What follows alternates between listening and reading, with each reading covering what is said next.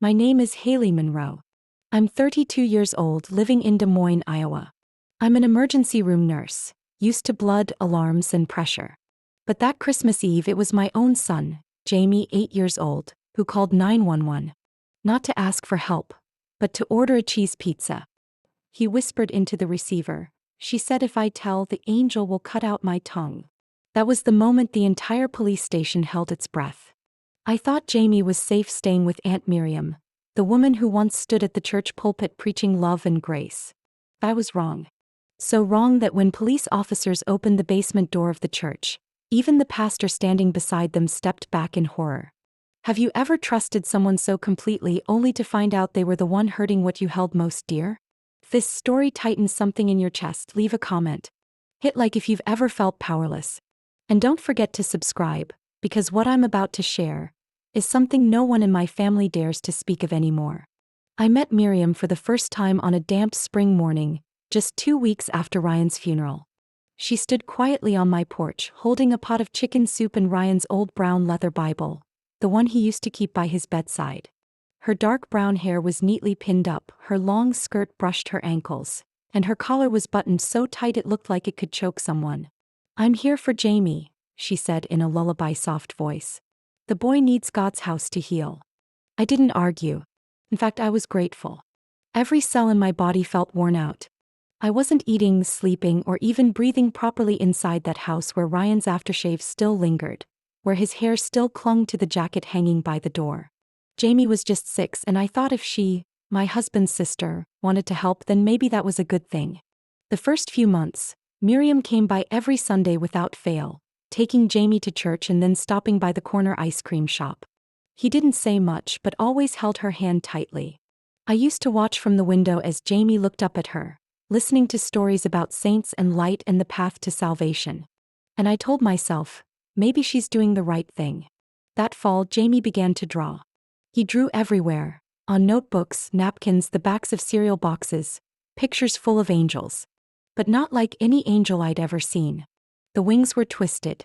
One time he drew wings tied to a fence with messy writing underneath, "Not allowed to fly." I asked him, "Jamie, what are you drawing?" He just shook his head. "Auntie says I'm not allowed to tell." I should have paid attention then. But I lied to myself. I thought Jamie was just processing grief in his own way. I told myself, "Haley, don't overreact. The boy lost his dad, he needs time." A few weeks later, I found Jamie curled in the corner of his bed, blanket over his head, eyes wide open staring into the dark. When I gently pulled the blanket down, he flinched. "Mom, don't turn on the light," he whispered. "Auntie says light isn't for the guilty." I swallowed hard. "Who said you're guilty?" Jamie lowered his head, scratching the edge of his pillow. "I don't know, but I asked too many questions, and asking too much is wrong." I held him tight, but he didn't hold me back. His small eyes looked at me like I was the one who didn't understand what was really happening. I started noticing more. Every time Jamie came back from Miriam's, his clothes smelled like musk and dampness. Not like anyone's home I'd ever known. His skin was dry and irritated. One day I saw a long red mark on his back. He said he fell, but when I asked further, he went silent, stared out the window, and crumpled the paper he was holding. That's when I felt it. A quiet, stabbing gut feeling that wouldn't go away. But again, I did the worst thing a mother could do. I doubted myself. I thought I was being overly sensitive from losing Ryan. I thought Miriam was strict, not cruel. And most of all, I thought if something was truly wrong, Jamie would tell me. I didn't know Miriam had already taught my son how to stay silent. One afternoon, I arrived earlier than usual to pick up Jamie. The church gate was open, the hallway lights dim. I stepped inside and called out, but no one answered. As I got closer to the old Bible study room, I heard Miriam's voice, low and steady. "Weakness is the voice of the devil. You must learn to endure. Silence is proof of faith." I didn't hear Jamie reply, just the sound of someone breathing hard. I didn't knock. I turned away and told myself they were rehearsing for a Christmas play. That Miriam was just strict but principled. That night, Jamie sat in the corner of the living room, painting with watercolors. The picture was a church with no doors, only windows that were nailed shut. On the roof was an angel with no wings, head bowed. He outlined it in black, then carefully wrote beneath, I stayed silent. I wanted to ask, but I didn't. I was afraid of the answer. If I hadn't ignored all those signs, if I had just listened to Jamie a little sooner, if I had trusted my instincts instead of the image Miriam built for everyone to see, the perfect sister-in-law, a woman of God, a light in the dark, maybe Jamie wouldn't have had to call 911, just to feel a little warmth. And it was that very night, amid the soft hum of ventilators at the hospital, that I got the call that shattered my world into ashes. When I arrived at St. Harmony Church, the ground was still blanketed in snow, cold enough that each breath cut through my chest like a blade. The police lights swirled slowly in the quiet night, casting red and blue glows against the old brick wall behind the chapel. It didn't look like the place Jamie once told me God lives in. It looked cold, lifeless, soulless. I hadn't even stepped out of my car when a heavily coated officer rushed over. Haley, the boy's mother. I nodded, unable to speak. He pointed to a small metal door behind the building. We found him down there. I followed him across a patch of untouched snow, my boots sinking deep into the frozen ground. The basement door was old metal, rust blooming like dried blood around its edges. When it creaked open, a wave of damp, stale air hit me hard. Jamie was curled up on the cement floor, wrapped in a worn, thin blanket. His hand clutched a wrinkled piece of paper. The flashlight beam made him squint, blinking rapidly like he hadn't seen light in days. I dropped to my knees, my voice caught in my throat. Jamie, it's me. Mom's here. He didn't cry. He just whispered in a hoarse voice. Mom. I told. I broke the rule. I shook. I wanted to scoop him up, take him far from that freezing basement, but Jamie held tight to his drawing, eyes fixed on something invisible in the corner of the room. A female officer stepped beside me, shining her flashlight around. No heat. No food. And this. She pointed to a skewed camera in the corner, the lens completely covered by dark fabric. To the right was an old storage cabinet. I reached for the lock, scratched and worn, and opened it. Inside it was empty. But taped across the inner door were rows of yellow sticky notes, inked in tiny black handwriting. I pulled one off. December 12th. Spoke without permission. December 13th. Asked why. December 14th. Looked out window during prayer. Another officer brought out Jamie's gray backpack. I recognized it instantly. It was the one I bought him at the start of the school year. Worn now, but I'd always kept it clean. In the front pocket they found a small notebook wrapped in plastic, a sticker of a cross on the front. It was labeled, Jamie Monroe's correction log. I couldn't believe it. I opened each page. Every line listed a sin, carefully recorded with a signature below. Repented, signed, Miriam. Some days, Jamie had written up to 8 offenses, from breathing too loud to thinking about Mom during Bible study. Police collected everything as evidence. All I could do was hold Jamie close, feel his ice-cold body, his ribs pressing into me as his chest rose and fell like he'd just run a mile. His hands still clenched the drawing. I gently peeled it back. An angel, curled up, wings cut and taped. Below it read, "If I speak, Mommy will burn." My eyes blurred. I tried to stay calm, breathing deep so I wouldn't cry. Not now. Not in front of Jamie. A soft voice from behind said, "We'll need to bring him in for a checkup and some basic questions. But he's safe now." I nodded, lifting Jamie into my arms. He wrapped his arms weakly around my neck, bones sharp and trembling. As we passed through the basement door, Jamie turned his head, glanced back, and whispered, "Mom, God doesn't live there." I held my child tightly without answering, because there are no words that could possibly contain everything I was feeling. At the police station, I sat on a cold bench, Jamie curled up beside me, a thin blanket draped over his body. In front of me was a stack of documents just printed from my son's backpack. The shaky, childlike handwriting cut into my mind like a dull blade. An officer sat across from me, speaking gently, Haley, I can't say for sure what happens next, but what we found, this is serious. Family or not, church or not, no child should live like that." I clenched my fists so tightly my nails pierced into my palms. Jamie's words echoed in my head. I broke the rules. I was beginning to understand. Not God's law. Not scripture. But Miriam's law. A world where silence is called faith. Where fear is disguised as salvation. And now, as Jamie broke that law, we were finally starting to see the true face of the woman standing at the pulpit. I walked into the interrogation room with my hands numb from how tightly I had been squeezing them. It wasn't fear. It was restraint. Miriam was already there, seated calmly as if she were waiting for her coffee order. She wore a cream-colored knit sweater draped over her shoulders, a skirt below the knee, her hands resting lightly on a dark brown leather handbag neatly placed on the table. She turned when I entered, tilted her head slightly and offered a thin smile. "Haley," she said, her voice light like wind chimes, "you look exhausted. You should get some rest. Jamie will be fine." I didn't sit. I stood across the table, keeping just enough distance to stop myself from dragging my nails across the cold wood. "What do you have to say about what just happened?" I asked, trying to keep my voice from shaking. Miriam exhaled like she was explaining something too simple. "I saved that child's soul. He was lost. Full of grief, doubt, disorientation. I did what was necessary to bring him back to the right path.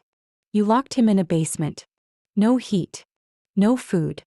No one around. 2 days, Miriam." She frowned slightly, her smile shifting into pity. "I didn't lock anyone. He had his own space to pray, to be cleansed. No force involved. Just the silence that's necessary." I took a step back. In every word she spoke, there wasn't a trace of remorse. Not a sign she understood that Jamie wasn't a soul in need of cleansing. He was a child in need of protection. Just then, a man entered the room. I recognized him immediately. Kenneth Hale, lead pastor at the church where Miriam taught, the man who had preached to hundreds about forgiveness, faith, and unconditional love. "Monroe," he nodded politely, his voice deep and composed, "I'll be representing Miriam in this matter. She is a devoted woman committed to the community, and I believe we can resolve this in a civil manner." I couldn't believe what I was hearing. Civil? A child locked in a basement for 30 hours, alone, no light, no food, and you call that something we can resolve civilly? He kept the gentle smile, but his eyes were ice. "There may be misunderstandings. Jamie is grieving the loss of his father. Emotional disturbances can distort perception. We're very sorry if he felt unsafe." I slammed my hand on the table. "Felt? He's not imagining this. We have drawings, audio recordings of him talking about being locked up, notebooks where she made him list his sins every day. This is real." Miriam didn't flinch. "Jamie is a soul that needs guidance. You've never understood salvation, Haley. You always believed in doctors, in medication, in logic. But the soul needs something else. Something you've never had the faith to feel." I stared at her for a long moment. "I don't need faith to know a child shouldn't be trembling in the dark, shouldn't say that if he speaks, his mother will burn. That's not salvation, Miriam. That's cruelty." A city legal officer knocked on the door, signaling for me to come sign a few statement forms. I left the room, my heart still pounding but my mind clearer than ever. She wasn't afraid. Not one bit. A few hours later, when I got home, an email was already waiting in my inbox. It was from the official address of St. Harmony Church. I clicked it open. Press release, St. Harmony Church rejects the unfounded accusations against Mrs. Miriam Hale, a dedicated member who has tirelessly contributed to our community. We believe her actions stem from a place of love and divine guidance. Haley Monroe's allegations appear overly emotional and may damage the church's reputation and community trust. I sat frozen. Not a single line mentioned Jamie. No concern. No curiosity about what actually happened. Just defense. Just cover-up. Just whitewashing. That night, as I held Jamie to sleep, he still clutched his drawing.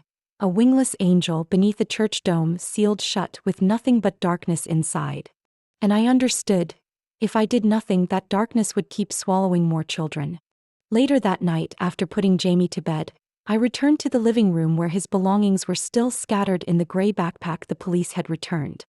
I sat on the floor, pulling scraps of fabric from the bottom. A teddy bear with one ear ripped and stitching coming loose at the leg. I was about to sew it back when I noticed something hard beneath the stuffing. I reached inside. A small cold plastic object brushed my fingers. A black USB drive, unlabeled, wrapped in worn silver duct tape. I covered my mouth. The chill down my spine wasn't from the winter. Jamie had hidden it there, because he was afraid adults would find it. And the adult he feared was someone I once considered family. I opened my laptop. The screen lit up in the kitchen's dim light. The yellow glow fell on the wooden table, soft but not enough to ease the pounding in my chest. Inside the USB were 6 audio files, each dated in reverse, from 10 days ago to Christmas Eve. I put on my headphones, hands trembling, and clicked the first file. A faint static. Then breathing. Jamie. His voice was soft, like a whisper, like he was hiding under a blanket. If I record this, maybe someone will believe me. I miss Mom. I'm scared. Auntie says only weak kids cry. I closed my eyes, my chest heavy. The boy's long sigh stretched like every breath hurt. I played the second file. Miriam's voice came through, calm but stern. Kneel. Until you learn silence. Those who can't control their tongue are unworthy of hearing the Lord. A thud, something hard hitting the floor. Then Jamie's sobs. Please. Please don't make me anymore. God, please tell her to stop. I ripped the headphones off for a moment. My heart pounded wildly. I wanted to scream, to smash something, but the only sounds in the kitchen were the wall clock and Jamie's steady breathing in the next room. I hit play on the next file. Footsteps echoed down a hallway. Miriam was speaking to someone, her voice calm like a lesson. Pain purifies sin. It's cleansing. You can't be reborn without enduring. Discipline is the fire that leads to light. I opened a browser and typed in the sermon title. The phrase rebirth through discipline Kenneth Hale led me to the St. Harmony Church website. Under weekly sermons, I saw the title, Rebirth Through Suffering, God Tests Those He Loves. The audio file ran nearly 50 minutes. Kenneth's voice was steady, low, almost hypnotic. We suffer not because God abandons us, he said, but because he is refining our souls like fire purifies gold. I kept listening. Children, if they are unruly inside, must be quieted through silence. And if it takes limiting them physically to save their soul, then do so with silent love. I rose from the chair. The air in the house felt thick. I wasn't just facing a woman who had abused my child. I was facing a system. A distorted belief. A church built not only from bricks and mortar, but from the silence of adults who thought discipline meant bruises and holiness meant isolation. I turned back to the laptop and opened the last file. Jamie's voice came through, faint and trembling. I'll try not to cry. I promise. I miss Mom. I miss the light. Then the sound of a lock clicking. After that, only silence. A long hollow silence. And nothing else. I got up and stepped onto the porch. The sky was still snow-heavy, streetlights casting their glow across rooftops like a false moon. I saw the teddy bear still sitting on the table. My son had hidden an entire world inside something I thought was just a simple toy. He hadn't just endured, he had tried to leave behind a trail. It was up to me to read the language. I returned to the table, placed my hand on the USB still plugged into the laptop. The weight I felt wasn't just pain anymore. It was responsibility. Something shifted inside me that night, quietly but permanently. Because if they thought my son would stay silent forever, they picked the wrong mother to fight. I never imagined I'd be sitting across from a lawyer, holding a court order signed by my ex-husband's daughter under the line that read, "Petitioner seeks full legal guardianship." I read every line again and again, unable to believe my eyes. Miriam wasn't just denying everything Jamie had been through. He was fighting back. In her petition, she claimed I was mentally unstable, that I was using grief over my husband's death to blame his family, and worst of all, that I was manipulating my son with false stories to destroy the church's reputation. Attached was an unofficial psychological evaluation, recommended by Pastor Kenneth, suggesting that I exhibited emotional extremism and delusional tendencies during periods of stress. I let out a dry laugh when I got to that part. They were using my suffering to rewrite the narrative and make me the villain. My attorney, Mrs. Anderson, an older woman with a sharp voice and eyes that missed nothing, sat across from me in a small room with faint sunlight pouring through the window. "This is a common strategy," she said, setting down her teacup. "They can't disprove the physical evidence, so they go after the mother's mind. Make you look unreliable." I stayed silent. All I could think of was Jamie's face that morning when I received the court papers. He didn't ask what was happening. He just quietly handed me a new drawing. It was an angel. But the wings weren't cut, they were hooked up by wires suspended in midair. The angel's face had no eyes. Just a blank, white space. "What is it, Jamie?" I asked. "I dreamed it," he whispered. "They said if I tell the truth you'll be taken away. And if you're taken away the angel won't be let down anymore." I pulled him close, my chest aching like someone was tearing muscle from bone. I whispered, "No one's taking me anywhere. I'm here. I see you. I believe you." He nodded, but his little hand still clutched the drawing like a fragile talisman. 2 days later, during a meeting with Child Protective Services, the air turned heavy the moment I walked in. The room was small, with gray-painted walls, a thin wooden table, 2 cold metal chairs, and a blonde woman around 50 reviewing my file. "I'm Marcia Blake, lead coordinator on Jamie Monroe's case," she said, eyes never leaving the pages. "We've reviewed both sides. Some of the evidence you submitted is quite serious. But," she paused, flipping a page, "there are also notable claims from Mrs. Miriam Hale, legal relative, former temporary guardian, and someone of high standing in the community." I raised my head. "The evidence I submitted includes audio recordings, drawings my son made daily, and medical reports confirming injuries." "What do they have?" "A few words and a religious reputation." Marcia didn't respond right away. She just looked at me as if weighing something deeper than any document. After the meeting ended, I stepped into the hallway when a younger woman in a light gray CPS jacket called after me. She spoke softly, almost in a whisper. "I know you're not making this up. I've reviewed the whole file. You should know, this isn't the first complaint about that church." "But," she paused, glancing quickly at the office door, "they disappear. Every single one." I looked at her, speechless. My throat tightened. "I can't say this officially," she whispered. "But don't stop. They only stay powerful if we stay quiet." I stepped out of the building. The wind hit my face hard, but inside me there was a fire growing. I wasn't just fighting a woman hiding behind the word love. I was fighting a machine, where reputation replaced justice and a child's pain was treated like background noise. And I knew if I didn't keep going, Jamie would always live in that shadow. An angel without eyes. Without a voice. And no one would believe in wings, bound by the hooks of prejudice and lies. I had just laid Jamie down for a nap when there was a knock at the door. The sound wasn't hurried or forceful, just enough to let me know the person outside wasn't there out of curiosity. A woman in her 60s stood there. Her short silver hair was neatly combed, like she still held on to old habits of order even if time had changed everything else. She held a small paper bag, and her gaze, it wasn't sharp or judgmental. It was the kind of look only someone who had lived through pain could give to another. "Are you Haley?" she asked. "I'm Linda Carmichael. I used to be a member of St. Harmony Church." I invited her in. She sat in a wooden chair near the kitchen, placing the bag on the table. For a few seconds neither of us said anything.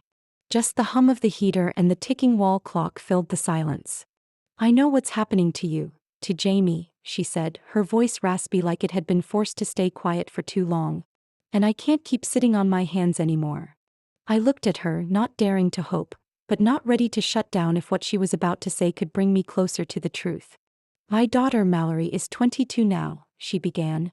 "But 10 years ago, when she was 12, I brought her to the church's youth program. Pastor Kenneth and Miriam ran the faith training sessions every Saturday evening." I nodded slightly. That phrase wasn't unfamiliar. I'd seen it marked in blue ink on Miriam's office calendar, right below the line that read, "Pathway to Salvation." Linda swallowed. "One evening Mallory came home with bruises on her wrist. She said she fell playing sports. But a few days later I heard her sobbing in her room, whispering, 'I don't deserve love.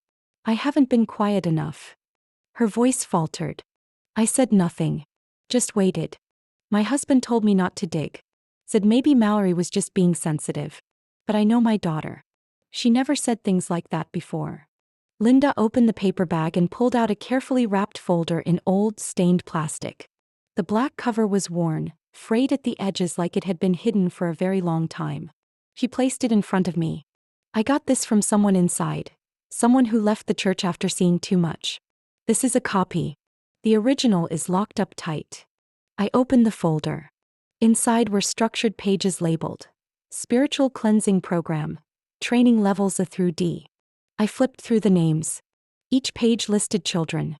Alongside were dates, behavior notes, and discipline recommendations. There were columns for reaction level, resistance expression, and repetition count. I stopped on page 12. Third line down. Jamie Monroe, Level B, shows signs of anxiety, frequent questioning, unstable faith. Recommendation: isolation plus private sermon plus 72-hour silent discipline. I froze. My whole body went cold even in the warmth of the kitchen. My son's name, I said, my voice scraped raw like it had been dragged across a wire fence. Linda nodded slowly. I know. I kept watching in silence when Jamie's name showed up on the list. I thought those things had ended.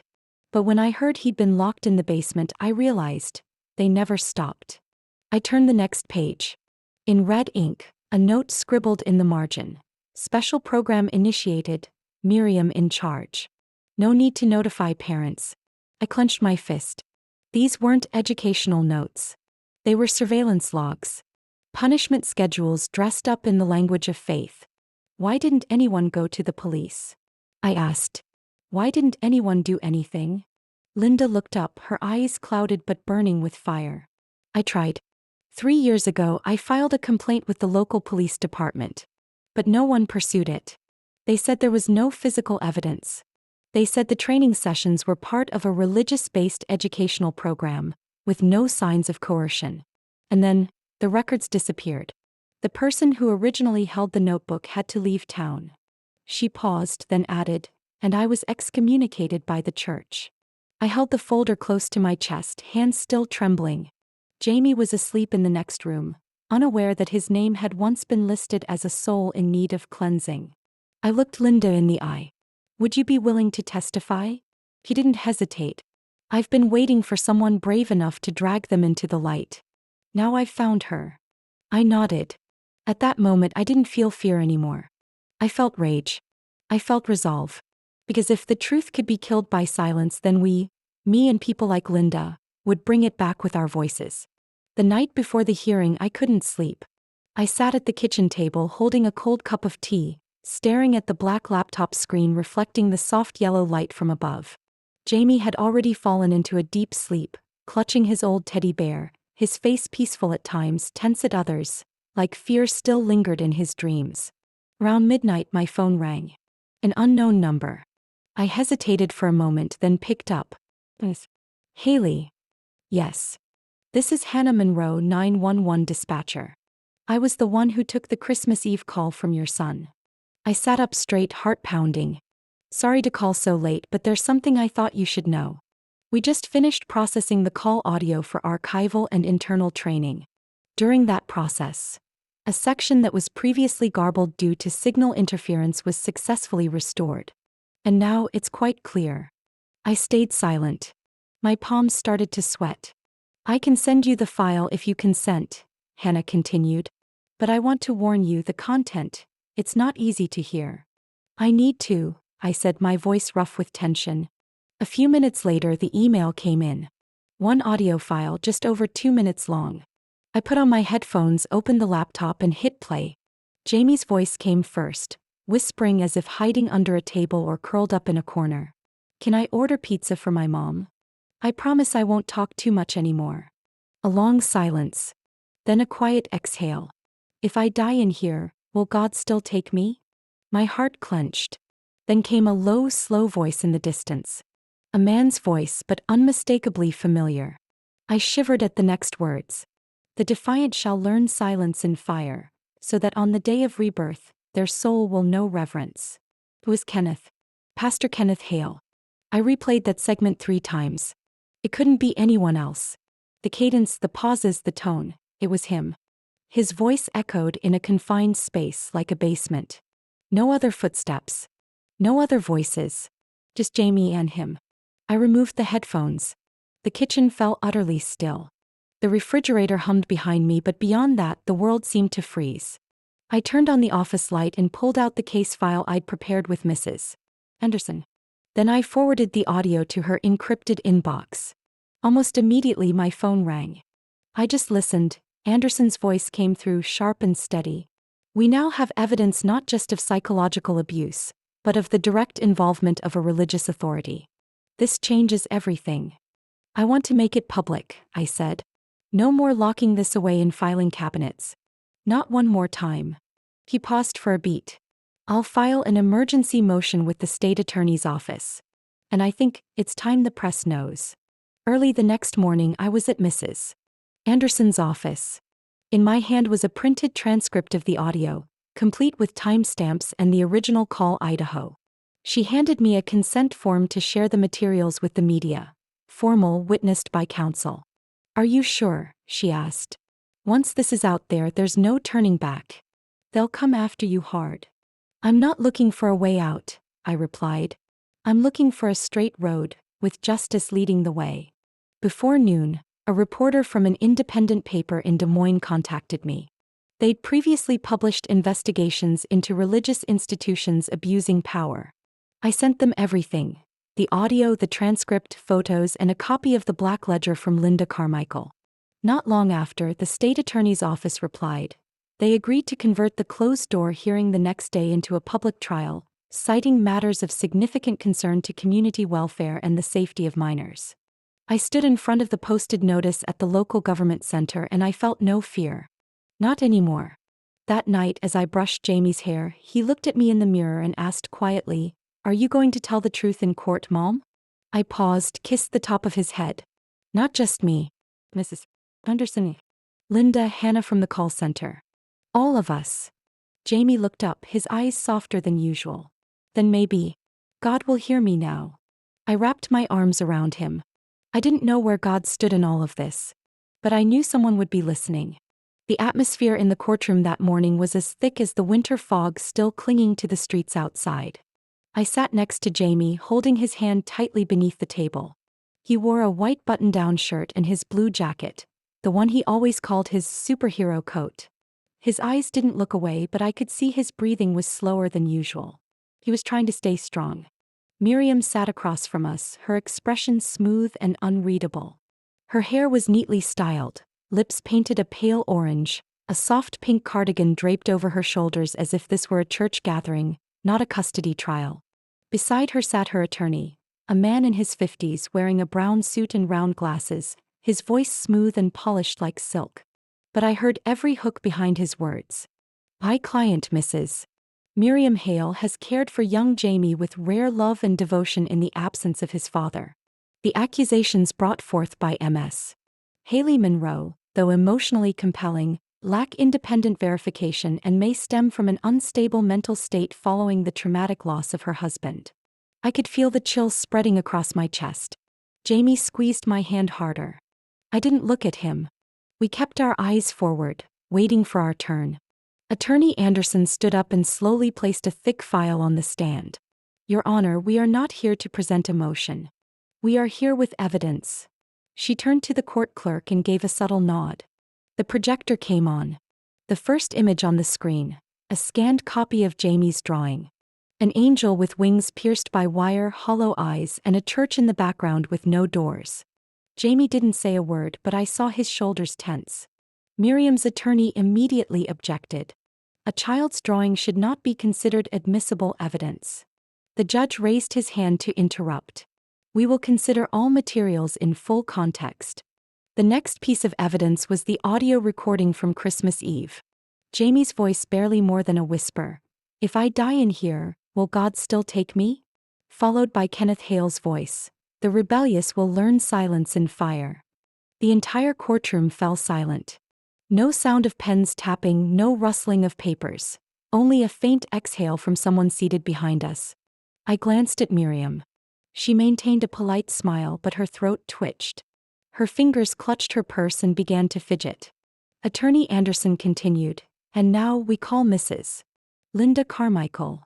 Linda stepped to the witness stand with straight shoulders and a steady voice, like someone who had waited a decade for this moment.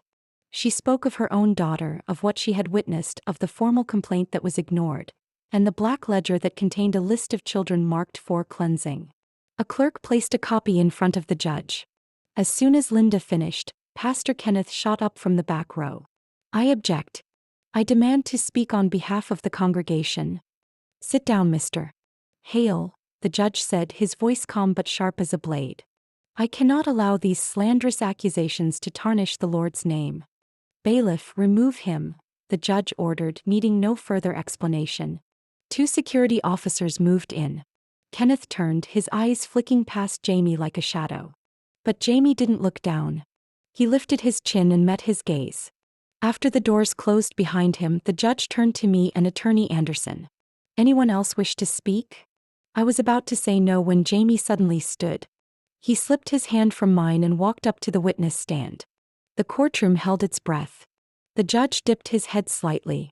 Would you like to say something, Jamie? Jamie nodded. I can. A court clerk adjusted the microphone. Jamie stood on his toes until his mouth was level with it. He took a deep breath. I prayed in the dark, he said, voice clear. But my mom showed up. And I'm not scared now. I saw the judge tilt his head slightly. His hand rested gently on the file in front of him. He said nothing for 10 seconds.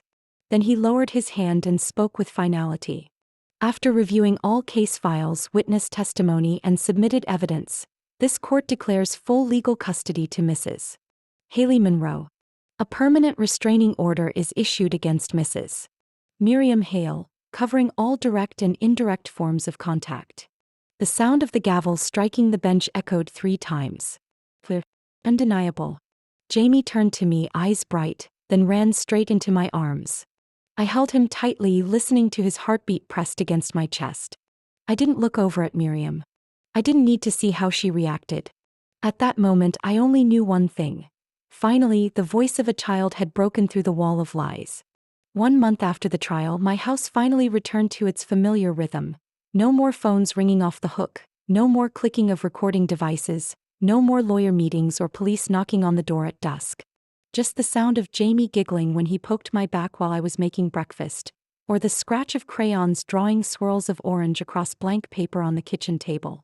I still kept the case file in a small wooden box, locked with an old latch. Not to forget, but to keep from being haunted. The truth had been spoken. Jamie was learning to trust the world again. This morning he brought me his latest drawing. An angel standing tall, wings stretched nearly across the entire width of the paper. No more wires. No more iron cage. Behind it, the sun, round, brilliant yellow, casting steady light over every stroke. I drew this for you, Jamie said. This time the angel isn't being held back. I ran my hand through his hair and nodded. Thank you, sweetheart. I'm so proud of you. We folded the drawing and placed it into a frame beside the window. The February breeze slipped through the cracks just enough to flutter the thin white curtain, and I realized, in the lingering chill of winter, something new was beginning to bloom. That afternoon, while I was sorting through my email inbox, a message appeared. Subject: about my son. Please keep anonymous. Then another. And another. 35 emails in 2 days. Most came from people I had never heard of. All of them were parents. Some had once been part of St. Harmony. Others came from churches under the same system. One wrote, my son was forced to kneel for 3 hours in a classroom just for asking a question about the Bible. I wanted to speak up, but my husband told me to stay quiet, said don't go against the church. Another shared, my daughter was only 10. After one faith training session, she refused to wear red ever again. She said red was the color of sinners. I still don't know what happened in that room. I read every word. Not a single letter was light. Each line felt like a cut. But each was a piece of the truth that had been missing. Jamie sat at the kitchen table coloring. I looked up at him, then toward the window where the evening light touched the picture frame. I stood, took my notebook from the drawer, flipped to the first blank page. I began to write everything down. No omissions. No softening. No shielding anyone's reputation. I wrote with every bit of pain, every shaking hand, every ounce of love I had for Jamie, and the justice every child deserves. I wrote through the night.